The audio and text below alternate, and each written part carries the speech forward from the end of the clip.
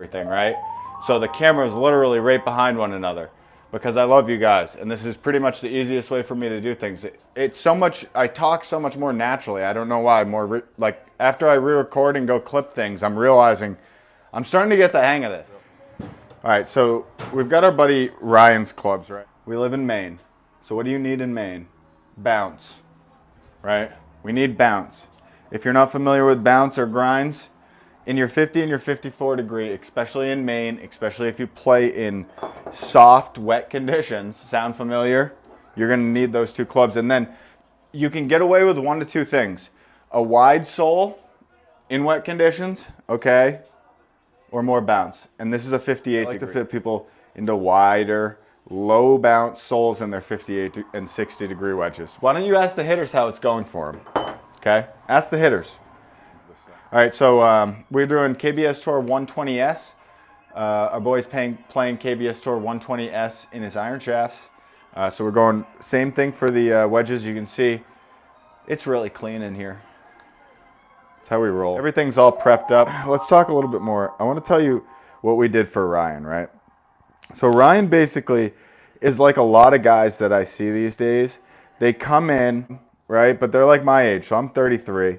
And they didn't get into golf until later. So what they did is they went and they bought themselves like a starter set, right? Just something cheap with maybe like senior flex or regular flex shafts. And like Ryan, for example, he works out quite often. He's good. He's an electrician, hardworking kid, right? And he was just in shafts that were way too soft for him. And so what we did is we built him a set of PXG 0311s, right? And we put some KBS Tour 120S in there. And the reason why we did that was so that when our boy graduates, right? Because he's going to get the... Some people just never make equipment changes, and they'll just say, oh, it's the Indian, not the arrow, blah, blah, blah. Like, all right, whatever you say, bro. It's the Indian, not the arrow, right? Tell that to Dale Earnhardt Jr. Just put him in a NASCAR in a Toyota Prius and send him to the Daytona 500, right? And tell him, it's not the car, dude. I'm actually on like a hot streak right now. Like, I'm talking like it's no problem. I was expecting it not to go like this. But I mean, it helps when you have all brand new clubs, right? When you're building all brand new clubs, you're fortunate enough that we don't have to pull any heads. All of our heads come here in a box, right? Because right after this, we're gonna be doing an unboxing. You see what I'm doing here? This probably looks really easy. It's not easy. It's not easy. What I did was I took my brain. My brain has been in manufacturing, in specifically metal manufacturing, precision manufacturing for years, okay?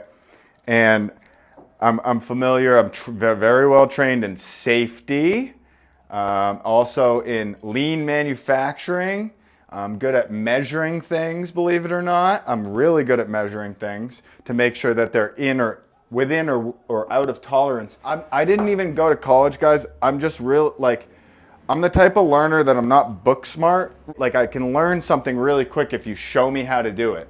But, or I can like reverse engineer things, but I wouldn't call it engineering because I'm not that smart, right? It started with paintball guns for me when I was like 13. So I'd buy these paintball guns and I would like buy them and sell them and trade them and fix them and customize them. I have a photo bucket back from my PB Nation days. If anybody knows PB Nation, shout out PB Nation. I've been doing this type of stuff for a hot second, okay? Like a hot second. And I really want to do these builds live all the time, right? So go over, I'm terrible right now at checking the comments because I have to focus on these insanely nasty clubs, right? That's how quick it just took me 5 minutes to put these together, boys. 5 minutes, okay? Just like that. I guess I should show you guys the golf clubs, don't you think? Before I just finish them and send them off to our boy. What was I talking about for a second there? Oh, so what I did, right, is I watched these guys. Nobody told me how to do this. All I did was watch these guys, apply what I know from precision machining, right? You can't really There's nobody that holds tighter tolerances than Raytheon. Oh, I got to show you guys these clubs too.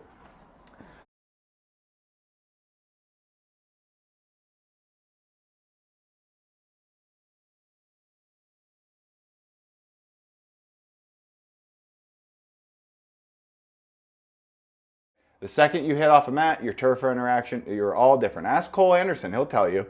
Ask any ball striker, will tell you turf interaction is everything, right? Turf interaction is everything, especially in your wedges.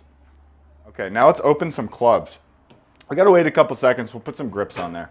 But I got a box opening, and there's a really, really nice putter in one of these boxes, guys. Really nice putter.